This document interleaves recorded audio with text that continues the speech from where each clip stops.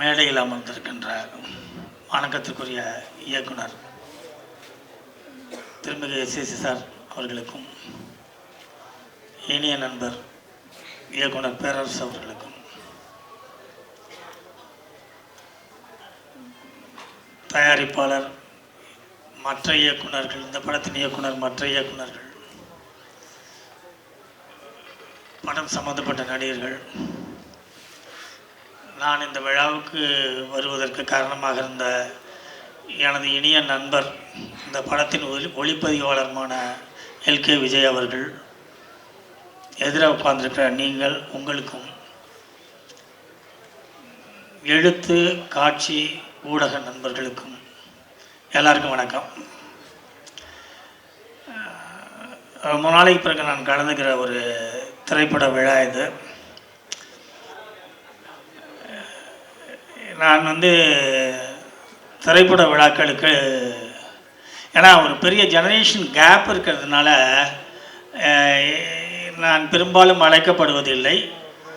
எனது நண்பர் எல்கே விஜய் அவரோட நான் வேறு சில விஷயங்கள் பணிபுரிந்துன்ற காரணத்தினால, சார் நீங்கள் கட்டாயமாக அந்த விழாவுக்கு வரணும் அப்படின்னாரு.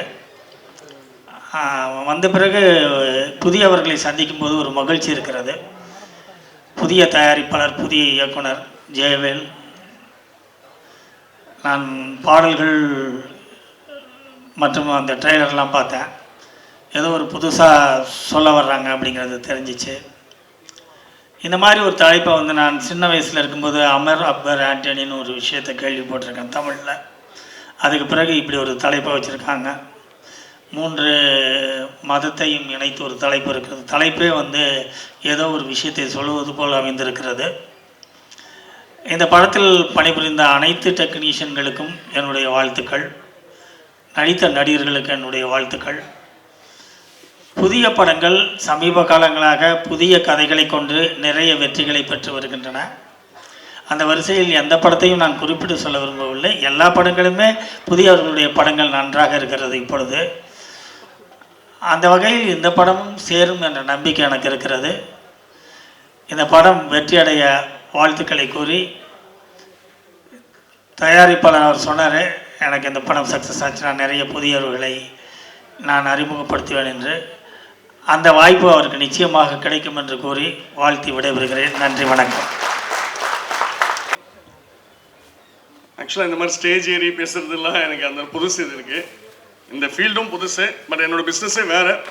எல்லாருக்கும் முதல்ல வணக்கத்தை தெரிவிச்சிடறேன். இங்கே வந்திருக்கிற முக்கியமாக நான் படத்துலையும் ஒரு வீடியோவில் தான் பார்க்குறேன். இவங்களெல்லாம் நேரில் இதுக்கு நான் பார்த்ததில்ல.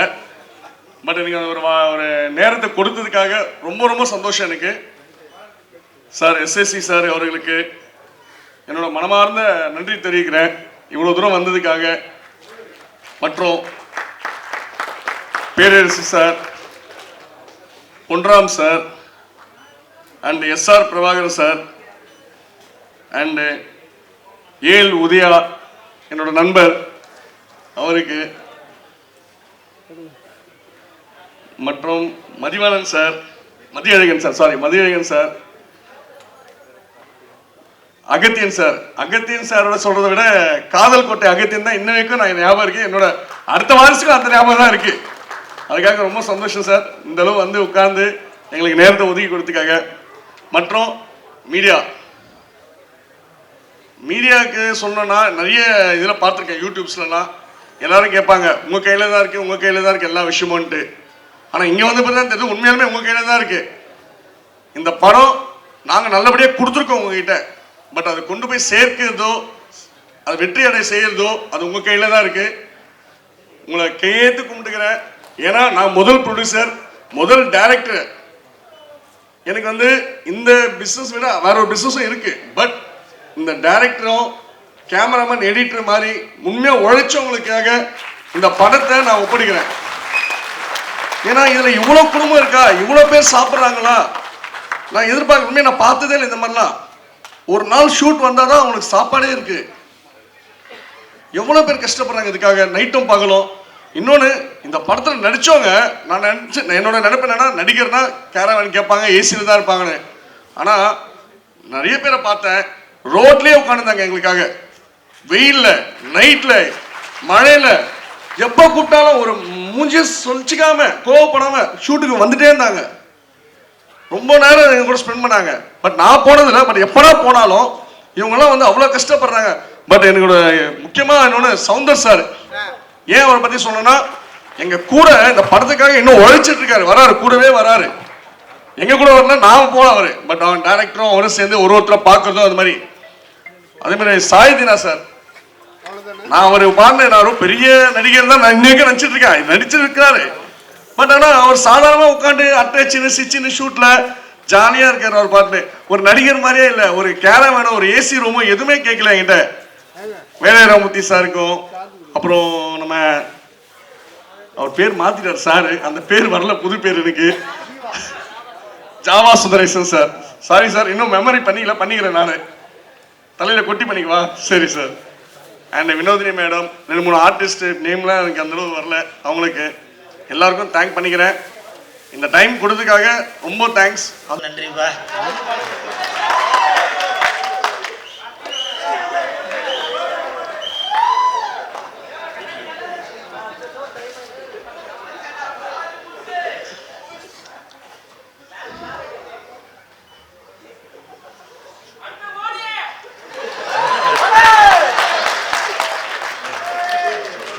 அடுத்த ஷோ இருக்கு. புழலுக்கு போகணுமா, எங்கே போகணும் நான்? இல்லை, சரி, படத்துக்குள்ளே வந்துடும். மேடையில் அமர்ந்திருக்கும் அனைவருக்கும் வணக்கம். பத்திரிகை நண்பர்கள், ஊடக நண்பர்கள், இணையதள நண்பர்கள், பிஆர்ஓ ஜான் சார் அனைவருக்கும் நன்றி. மேடையில் பேசி கைத்தட்டல் வாங்குற அளவுக்கு நான் பெரிய பேச்சாளர் இல்லை. ஆனால் தயவு செஞ்சு நீங்களே ஒரு தடவை கைத்தட்டிருங்க. இந்த கைத்தட்டல்கள் அனைத்தும் ராம், அப்துல்லா, ஆண்டனி இந்த படக்குழுவினருக்கு தான் போய் சேரும். தம்பி, குறுக்க பேசினா கண்டென்ட் வராதுப்பா, பரவாயில்லையா? அதே மாதிரி இந்த இடத்துல நான் ஒரு விஷயத்தை ஒன்று கிளியர் பண்ணிடுறேன். இப்போ மோடின்னு சொன்னாங்களே, அதெல்லாம் நான்லாம் எதுவும் செட் பண்ணல சார், சரிங்களா? நீங்கள் பாட்டுக்கு இல்லைப்பா, நீங்கள் பதார்த்தமாக சொல்லிட்டு போயிடுறீங்க. நாம் கோர்ட்டு கேஸுக்கு போயிட்டு இதுக்கு இது இல்லை. அதனால் அதுக்கும் எனக்கும் எதுவும் சம்மந்தம் எதுவும் இல்லை. இப்போ வந்து பிக் பாஸ் சீசன் 9 அது ஆரம்பிச்சிருச்சு. சித்தி பையன் அவன்கிட்ட கேட்டான், அவன் பேர் ராம். அவன்கிட்ட கேட்டான், ராம யாருக்குப்பா ஓட்டு போடலாம் அப்படின்னா அவன் ஒரு பேர் சொன்னான். அதுக்கப்புறம் என் பக்கத்து வீட்டு பையன் அந்த தம்பிகிட்ட கேட்டான், அப்துல்லா யாருக்குப்பா ஓட்டு போடலாம் அப்படின்னு கேட்டான். அவன் சொன்னான், அவன் ஒரு பேரை சொன்னான். அப்புறம் தயாரிப்பாளர் கிளெமன் அவருடைய மகன் ஆண்டனி கிட்ட கேட்டான், ஆண்டனி தம்பி யாருக்கிட்டா ஓட்டு போடலாம் அப்படின்னு. அவங்க 3 பேரும் சொன்னது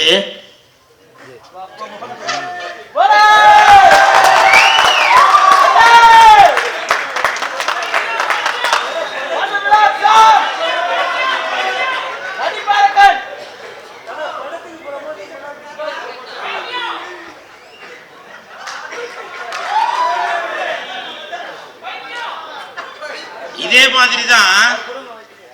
நானும் கூட அவனை வந்து ஒரு நேரத்தில் பைத்தியம்னு சொல்லி கமெண்ட் பண்ணேன். இன்னைக்கு அவன் எங்கேயோ போயிட்டான்பா, இன்னைக்கு அவன் லட்சத்தில் சம்பளம் வாங்குற அளவுக்கு போயிட்டான். அப்போ இந்த 3 பேர்ட்டையும் நான் கேட்டேன், யார்கிட்ட? ராமுட்டையும் கேட்டேன், அப்துல்லாட்டையும் கேட்டேன், ஆண்டனிகிட்டையும் கேட்டேன். என்னடா தம்பி, இந்த தம்பியை வந்து எல்லாரும் திட்டுறாங்களே, எதுக்குப்பா அவங்களுக்கு ஓட்டு போட சொல்கிறீங்க அப்படின்னு. ஆனால் இதே மாதிரி தான் ஹவுசிங் போர்டு கீழே நின்று நாங்களும் இந்த மாதிரி வேலையெல்லாம் பார்த்துட்டு இருக்கும்போது எல்லாரும் வந்து எங்களை, நீ எங்கே உருப்பிட போகிற பைத்தியம் அப்படிலாம் சொல்லி திட்டிட்டு இருந்தாங்க. அப்போ முடிவு பண்ணான், இவனை என் தலைவனாக ஏற்றுக்கிட்டு அடித்து தூள் கிளப்பி போயிட்டே இருந்தாங்க. பிக் பாஸுக்கு போன மாதிரி இதுவும் இந்த படமும் நல்ல பெரிய ஒரு பாக்ஸ் ஆஃபுக்கு போவோம் அப்படின்னு சொல்லி சொன்னாங்க. இதுதாங்க உண்மை. ஏன்னா ஒருத்தங்களுக்கு ஒரு கருத்து இருக்கும். நம்ம அதை வச்சு அவர் நல்லவரா கெட்டவரான்னு முடிவு பண்ண முடியாது. ஆனால் இன்னைக்கு சொல்கிறேன், அந்த பிக் பாஸில் அந்த தம்பி ஒன்று யார், இப்போ வாட்டர்மெலனு ஒன்று வின்னர் ஆவான், இல்லை ரன்னர் ஆவான். நீ வேணால் வெயிட் பண்ணி பாரு. ஏன்னா அவன் வந்து முடிவு பண்ணிட்டான், நம்மளை வந்து எவ்வளோதான் திட்டினாலும் திட்ட திண்டுக்கல் குட்ட குண்டுக்கல் அப்படின்னு. ஸோ இது வந்து நான் பிக் பாஸுக்காக அப்படின்னு சொல்ல வரல. இப்படி அரே படத்தை பற்றி தாண்டா பேசினுக்கிறேன். யார் இது? அப்படி இந்த ராம் அப்துல்லா ஆண்டனி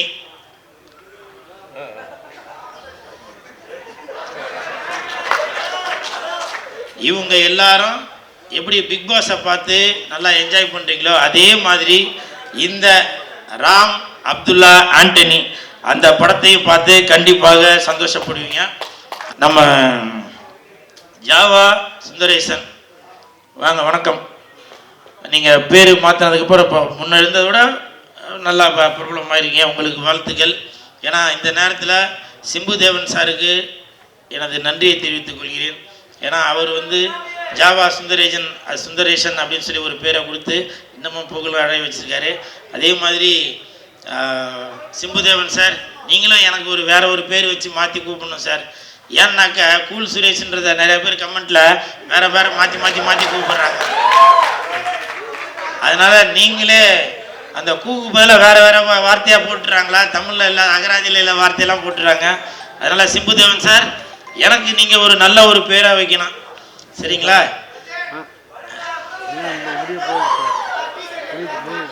அதே மாதிரி மண்ணுக்கும் மக்களுக்கும் யார் சொல்ல டைம் இல்லைண்ணா, உங்களை பற்றி தான் சரி அப்புறம் பேசல விட்டுறத, நான் பேச போகிறதில்ல விட்டுறேன். ஆனால் ஒன்று சவுந்தர் ஒரு 5 வருஷத்துக்கு முன்னாடி நீ என்கிட்ட சொன்ன ஞாபகம் இருக்கா என்னன்னு தெரியல. ஆனால் நீங்கள் வந்து கூல் சுரேஷ் நண்பர்கள் நற்பணி மன்றம் அப்படின்னு ஒரு மன்றம் வச்சு சில விஷயங்கள் பண்ணிட்டு வரீங்க. அதே மாதிரி நான் வந்து மரக்கன்றெல்லாம் கூட நட்டுட்டு வரேன். அதனால் நானும் உங்களை வந்து ஃபாலோ பண்ணிட்டு தானே இருக்கேன் அப்படின்னாப்புல. நான் அன்றைக்கி ஏதோ ஒன்று நினச்சேன், ஆனால் இன்றைக்கி தான் தெரியுது அதோட அர்த்தம். ஏன்னா நான் ஒரு ஆடியோ ரிலீஸ்க்கு அப்போ 2-3 ஆட்டோவில் தான் ஆள் கூட்டின்னு வருவேன். ஆனால் இன்றைக்கி நீ பஸ்ஸு வச்சே கூட்டின்னு வந்த போலப்பா. இது வந்து நமக்கு அடுத்தவங்களுக்கு நம்ம ஒரு முன் உதாரணமாக இருக்கிறோமே அப்படின்னு சொல்லி ஒரு சந்தோஷப்படுறது தான். அதே மாதிரி என் நண்பன் தீனா, உண்மையிலே சொல்கிறேங்க, எப்படி எம்என் நம்பியா ஐயா அவர்களை நம்ம ஸ்க்ரீனில் பார்க்கும்போது ஐயோ இவரா அப்படின்னு சொல்லி நம்ம பயப்படுவோம். ஆனால் நிஜத்தில் அப்படி ஒரு உன்னதமான நம்பிக்கையுடைய ஒரு பண்பான மனிதர். அப்படி தான் நான் வந்து தீனா அவர்களை பார்த்துட்டு வரேன். தீனா, நீ கருப்பாக இருந்தாலும் உன்னுடைய மனசு வெள்ளை தீனா. நீ கருப்பாக இருந்தாலும் நீ போட்டிருக்க சட்டை வெள்ளை தீனா. நீ படத்தில் வந்து வில்லனாக இருந்தாலும் நிஜத்தில் நீ நல்லவன். இதில் எந்த மாற்று கருத்தும் இல்லை. ஏன்னா நீ பண்ணுற விஷயங்கள், நீ பேசுகிற விஷயங்கள் எல்லாமே நான் கவனிச்சுட்டு தான் வரேன். உனக்கு என் மனமார்ந்த வாழ்த்துக்கள். அதே மாதிரி தயாரிப்பாளர் கிளமன் சார் வந்து சொன்னாங்க, இந்த மாதிரி கூல் சுரேஷ் சொன்ன உடனே நான் வரேன்னு சொல்லிட்டேன் அப்படின்னு. அதுக்கு வரேன்னு சொன்னதுக்கு ஒரு காரணம் என்னன்னாக்க, அவர் அடுத்த படம் எடுக்கிறாரு, அதில் நான் ஹீரோவாக நடிக்க வைக்கிறேன் அப்படின்னு சொல்லி சொன்னார். உண்மையிலே நான் அதுக்காக தான் வந்தேன். ஆனால் வந்ததுக்கப்புறம் அதே வார்த்தை தான் அவர் உதயாபிரதாவும் சொல்கிறாரு. எனக்கு அந்த மாதிரி தான் சொல்லியிருக்காரு. அப்போ இதில் நிறையா பேருக்கு சொல்லி கூப்பிட்டீங்களா என்னன்னு தெரியல. இருந்தாலும் உங்களுடைய நல்ல மனதிற்கு கண்டிப்பாக நல்லது தான் நடக்கும். அதே மாதிரி ஜெயவேல் சார் இயக்குனர், எப்படி ஒரு குழந்தை பிறக்க போகுதுன்ற ஒரு ஆர்வத்தில் ஹாஸ்பிட்டல் வாசலில் நின்று பரபரப்பாக இருப்போமோ அதே பரபரப்பு இப்போ உங்கள்கிட்ட இருக்குது. இதே மாதிரி ஷூட்டிங் ஸ்பாட்லேருந்து நீங்கள் இருந்திருப்பீங்கன்னு நினைக்கிறேன். உங்களுக்கு மனமார்ந்த வாழ்த்துக்களை தெரிவித்துக் கொள்கிறேன். அதே மாதிரி பேரரசர் அவங்க வந்து உங்களுக்கு சில அட்வைஸ் பண்ணாங்க. அது வந்து நான் ரொம்ப பெருமையாக நினைக்கிறேன். ஏன்னா ஏதோ நம்ம ஒரு ஆடியோ ரிலீஸுக்கு போகிற அந்த என்ன மாதிரி ஏதோ குருட்டு வாக்கில் பேசிட்டு வந்துடும் அப்படி இல்லாமல் அந்த புதிய இயக்குனருக்கு பல அறிவுரைகள் சொல்லி இப்படி பண்ணணும் அப்படி பண்ணணும் அப்படின்னு சொல்கிறாங்க. ஏன்னாக்க அவருக்கு தான் தெரியும், அவர் சாதாரணமானவரில் மாங்காய் வெட்டுறதுக்கும் தேங்காய் வெட்டுறதுக்கும் தென்னை வெட்டுறதுக்கும் எண்ணெய் வெட்டுறதுக்கும் ஒன்றை வெட்டுறதுக்கும் அருவா செஞ்ச கை அது. அதனால் அவங்கள மாதிரி நல்ல உள்ளங்கள் உங்களை வாழ்த்துறதுல ரொம்ப சந்தோஷம். அதை விட பர்சனலாகவே எனக்கு இன்னொன்று என்னன்னாக்க, நான் வந்து இன்ஸ்டாகிராமில் இருக்கேன். நான் எதார்ச்சியாக பேரர் சாரோட இன்ஸ்டாகிராமில் போய் பார்க்குறேன்.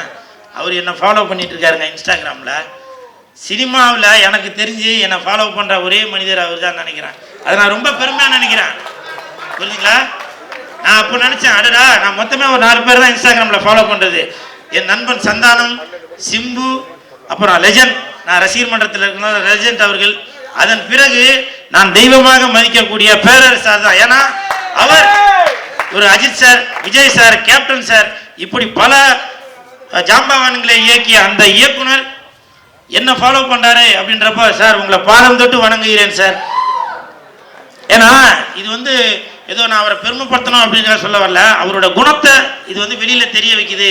அப்படின்றதுக்காக சொல்கிறேன். நேரங்காலம் கருதி போதுமா என்ன பேசவா? ஐயோ முடிஞ்சு 12 போதுமா? இன்னும் ஒன்று மட்டும் சொல்லிடுறேன். 12:30 மணிக்கு படம். எஸ் சார், பிரபாகர் சார், உங்களுக்கு மனமார்ந்த நன்றி சார். எதுக்கு அப்படின்னாக்க, நான் இப்போ ஒரு படம் ஹீரோவாக நடிச்சிட்டு இருக்கேன். சுந்தரபாண்டியனில் வரும்ல, பஸ்ஸில் போகும்போது மாண்டேஜ், டிக்கெட்டில் இருக்கும்போது மாண்டேஜ், அந்த மாதிரி மாண்டேஜ் சாங்குங்க அப்படின்னு சொல்லி சொன்னார். பாருங்கள், இப்போ வரும் இயக்குனருக்கு ஒரு முன் உதாரணமாக இருக்கீங்க. நன்றி நன்றி நன்றி சார். இன்னும் நிறையா பேர். அப்புறம் பொன்ராம் சார், தேங்க்ஸ் சொல்லிக்கிறேன். இவ்வளோ பெரிய லெஜண்ட்லாம் வந்தது வந்து நான் நினச்சி கூட பார்க்கல, இவ்வளோ பேர் வருவாங்க அப்படின்னு சொல்லிட்டு. ஸோ வந்திருக்க எல்லாருக்குமே எனக்கு மனமார்ந்த நன்றி.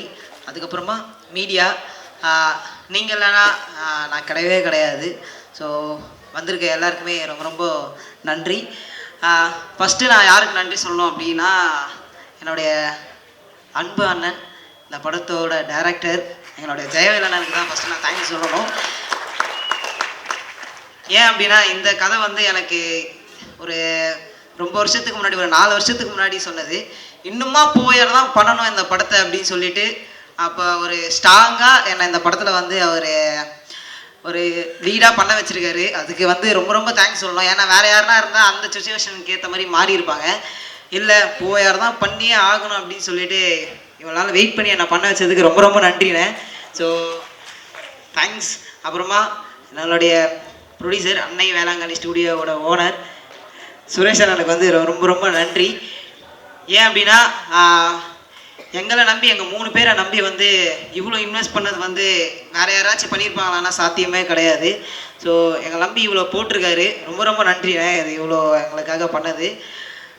அதுக்கப்புறமா டேரக்ட் தேங்க்ஸ் சொல்லணும் அப்படின்னா, நான் இந்த அளவுக்கு நான் இங்கே நிற்கிறேன்னா அதுக்கு மெயின் காரணம் என்னுடைய விஜய் டிவி, அப்புறம் மீடியா மிஷன் டீம், ரூஃபா மேம்,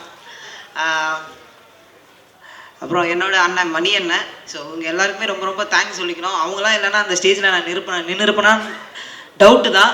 நின்றுருக்க மாட்டேன், உண்மையாக சொல்லணும்னா நின்றுருக்க மாட்டேன். அதுக்கப்புறமா இவங்களெல்லாம் தாண்டி என்னோட ஒரு பெரிய சக்தி ஒரு சப்போர்ட் பண்ணுது அப்படின்னா மக்களாகிய நீங்கள் மட்டும்தான். ஸோ ரொம்ப ரொம்ப தேங்க்ஸ். இவ்வளோ தூரம் நான் வந்துகிட்டே இருக்கேன்னா அதுக்கு உங்கள் சப்போர்ட் இல்லாமல் யாராலும் வரவே முடியாது. ரொம்ப ரொம்ப நன்றி. ரொம்ப நேரமாக பேச விரும்பலைன்றதை விட இங்கே டைம் இல்லை, நிறைய பேர் பேசணும். So thank you so much. கண்டிப்பாக எக்ஸ்பீரியன்ஸ் சொல்லணும்னா, இவங்க எல்லாமே ஒன்று சொல்லிக்கிறேன், எல்லாமே வந்து லைவாக பண்ணணும்லேருந்து அடி எல்லாமே வந்து லைவாக தான் பண்ணாங்க, ரியலாக வாங்கினாங்க எல்லாருமே. ஸோ அந்த அளவுக்கு ஒரு எப்படி சொல்கிறது, ரொம்ப நாள் கனவு, யாருக்குமே இவ்வளோ சீக்கிரம் வந்து நடக்காது. நான் எல்லாருக்கிட்டையும் நிறைய பேர்கிட்ட வந்து சொல்லிகிட்டே இருப்பேன், எனக்கு வந்து எனக்கான ஸ்க்ரீன் வந்து ஒரு நாள் ஓப்பன் ஆகணும்னு, அந்த நாளுக்காக நான் ரொம்ப ரொம்ப வெயிட் பண்ணுறேன் அப்படின்னு சொல்லிட்டு. அது இவ்வளோ சீக்கிரம் நடக்குன்னு நான் வந்து நினச்சி கூட பார்க்கல. கடவுளுக்கு தான் நன்றி சொல்லணும். இது எல்லாமே நடக்கிறது வந்து கடவுளால் மட்டுமே. அதுக்கப்புறமா என்னோடய அப்பா, எங்கள் அப்பா இங்கே இருந்திருந்தால் ரொம்ப ரொம்ப சந்தோஷமாக இருந்திருக்கும்னு நினைக்கிறேன். இருந்தாலும் அவர் மேலேருந்து ப்ளெஸ் பண்ணுறாருன்ற ஒரு நம்பிக்கையில் தான் இன்னுமா நான் வந்து ஓடிட்டே இருக்கேன். என் அம்மாக்காகவும் என் ஃபேமிலிக்காக மட்டும்தான் இன்னும் கூட நான் ஓடிட்டே இருக்கேன். எனக்காக இது வரைக்கும் நான் ஓடினா தான் சாத்தியமே கிடையாது. முழுக்க எங்கள் அம்மாவை நல்லா பார்த்துக்கணும் அப்படின்றது மட்டும்தான் இன்னும் கூட கனவுல இருக்குது. ஸோ அதுக்காக நான் வந்து பாட்டை விட்டுற மாட்டேன்னா கிடையாது. பாட்டு தான் என்னோடய மெயின், அதுதான் என்னோடய லைஃப். ஆனால் ஆக்டிங்கும் நான் பண்ணிகிட்டே இருப்பேன், எந்த சான்ஸ் கிடைச்சாலும் பண்ணிகிட்டே இருப்பேன், விடவே மாட்டேன். கண்டிப்பாக ஒரு நாள் சாதிக்கணும்னு ஒரு கர்வம் இருக்குது எனக்குள்ளே, அது நடக்கும் அப்படின்றது வந்து நினைக்கிறேன். தேங்க்யூ. நிச்சயமா பண்ணுவீங்க, டெஃபினட்டாக சாதிப்பீங்க. அப்படியே ஒரு 2 வரி ஆசையாக இருக்குடா நீ பாடுறது கேட்கணும்னு, பக்கத்தில் எல்லாருக்கும் கேட்கணும் தானே, ஒரு 2 வரி பாடுங்க ப்ளீஸ். ஓகே, ஆக்சுவலாக என் அம்மாவுக்காகவே இந்த பாட்டை நான் பாடுறேன்.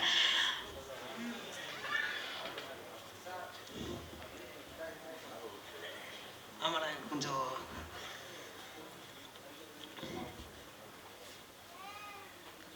வேகாத வெயிலையும் காய்ச்சல் வரும் மழையிலையும் எனக்காக உழைத்தாய அம்மா, கணவனை எழுந்து புட்டு சோகத்தையும் மறந்து புட்டு போராடி என்ன வளர்த்தாயம்மா, வீட்டு வேலை செஞ்சு என்ன வளர்த்தாயம்மா, உந்தேகம் நெருப்பிலிருந்து சாம்பலாகுமா, இன்னொரு ஜென்மம் இருந்தால் அம்மா நீ என் பிள்ளையா பிறக்க வரம் தாமா, எனக்கு இன்னொரு ஜென்மம் இருந்தால் அம்மா நான் உன் பிள்ளையா பிறக்க வரும் தாமா. தேங்க்யூ. தேங்க்யூ